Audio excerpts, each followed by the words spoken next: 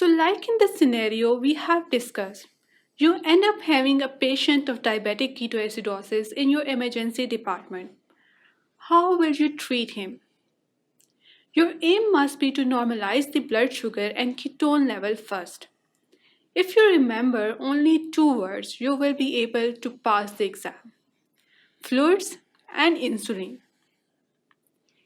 IV fluids will be attached via IV cannulas as soon as possible to prevent dehydration, which causes an increase in the blood sugar. Insulin will be given intravenously, which will help in lowering the blood sugar levels and will also be given until the ketones are within the normal range. Electrolyte replacement therapy may be given in case there has been any electrolyte imbalance with diabetic ketoacidosis.